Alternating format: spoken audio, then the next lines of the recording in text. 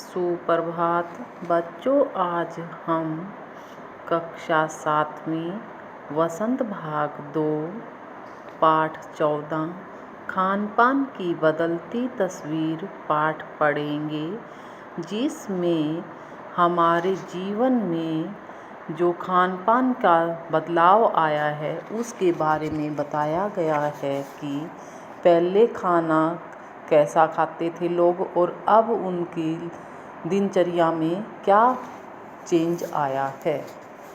पिछले 10-15 वर्षों में हमारी खान पान की संस्कृति में बहुत बड़ा बदलाव आया है।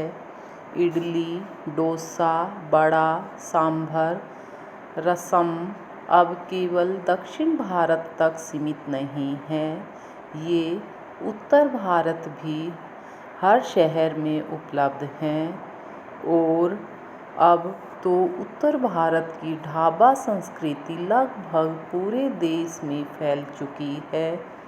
अब आप कहीं भी हो, उत्तर भारतीय रोटी, दाल, साग आपको मिल ही जाएंगे। फास्ट फूड, तुरंत भोजन का चलन भी बड़े शहरों में खूब बढ़ा है। इस फास्ट फूड में बर्गर, नूडल्स जैसी कई चीज़ें शामिल हैं। एक ज़माने में कुछ ही लोगों तक सीमित चाइनीज़ नूडल्स अब संभवतः किसी के लिए अजनबी नहीं रहे। ये 2 मिनट्स नूडल्स के पैकेट बंद रूप में से तो कम से कम बच्चे बूढ़े सभी परिचित हो चुके हैं। इसी तरह नमकीन के कई स्थानीय प्रकार अभी तक भले ही मौजूद हों, लेकिन आलू चिप्स के कई विज्ञापित रूप तेज़ी से घर घर में अपनी जगह बनाते जा रहे हैं। गुजराती ढोकला, गाठिया भी अब देश के कई हिस्सों में स्वाद लेकर खाए जाते हैं और बंगाली मिठाइयों की केवल रस भरी चर्चा ही नहीं होती, वे कई शहरों में पहले की तुलना में अधिक उपलब्ध हैं। यानी स्थानीय व्यंजनों के साथ ही अब अन्य प्रदेशों के व्यंजन पकवान भी प्राय हर क्षेत्र में मिलते हैं और मध्य वर्गीय जीवन में भोजन विविधता अपनी जगह बना चुकी है।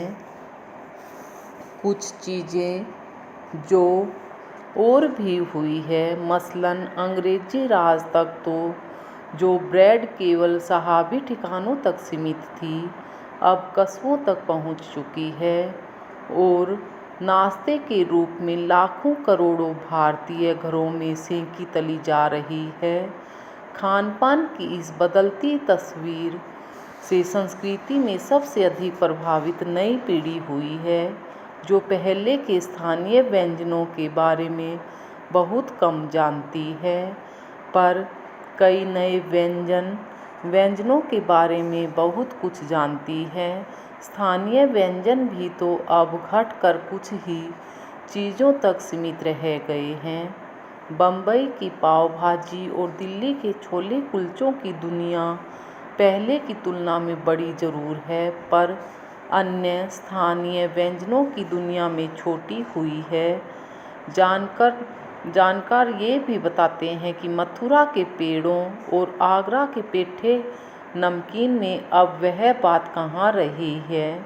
यानी जो चीज़ें बची भी हुई हैं उनकी गुणवत्ता में फ़र्क पड़ा है। फिर मौसम और ऋतुओं के अनुसार फलों, खाद्यान्नों से जो व्यंजन और पकवान बना करते थे, उन्हें बनाने की फुर्सत भी अब कितने लोगों को रह गई है।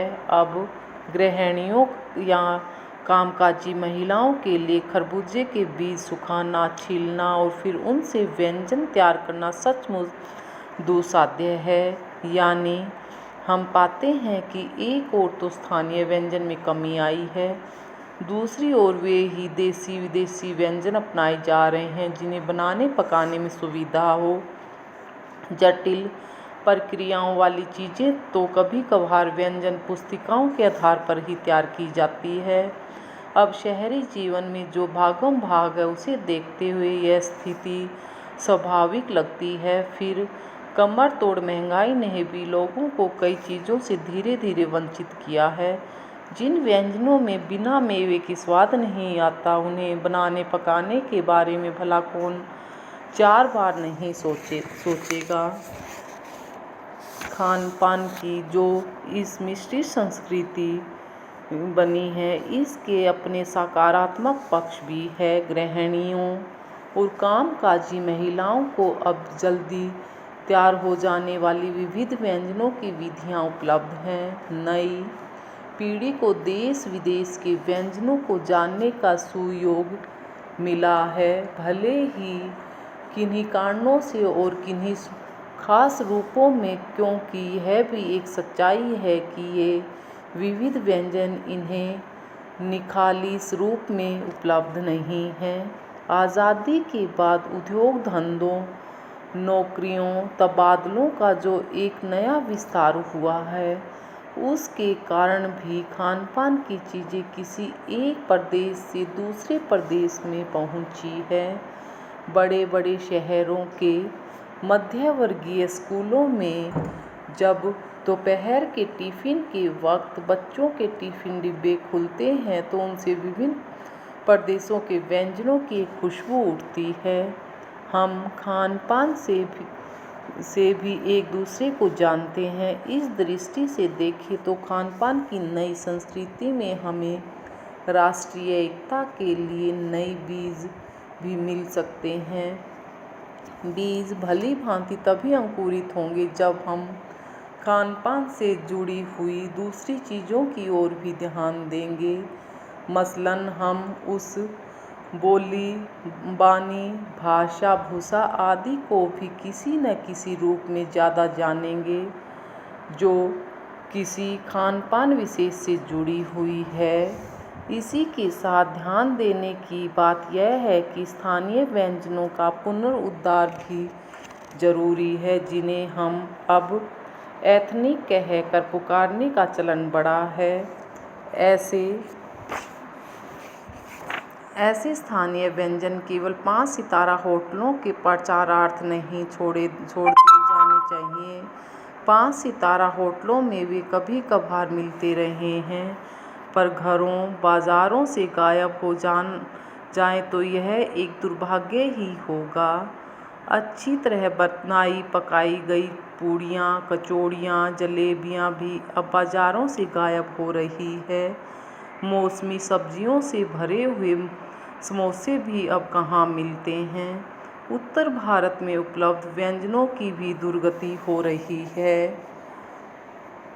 अचरज नहीं है कि पहले उत्तर भारत में जो चीज़ें गली मोहल्लों की दुकानों में आम हुआ करती थी, अब खास दुकानों में तलाश आ जाता है। यह भी एक कड़वा सच है कि कई स्थानीय व्यंजनों को हमने तथाकथित आधुनिकता के चलते छोड़ दिया है और पश्चिम की नकल में बहुत सी ऐसी चीज़ें अपना ली हैं जो स्वास्थ्य और सरसता के मामले में हमारे बहुत अनुकूल नहीं हैं।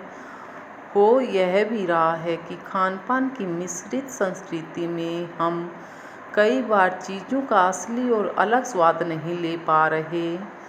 अक्सर प्रतिभोजों और पार्टियों में एक साथ ढेरों चीज़ें रख दी जाती है और उनका स्वाद गड्डमगड्ड होता जा रहा है। गड्डमगड्ड मतलब आपस में मिक्स हो रहा है। खान पान की मिश्रित या विविध संस्कृति हमें कुछ चीज़ें चुनने का अवसर देती है।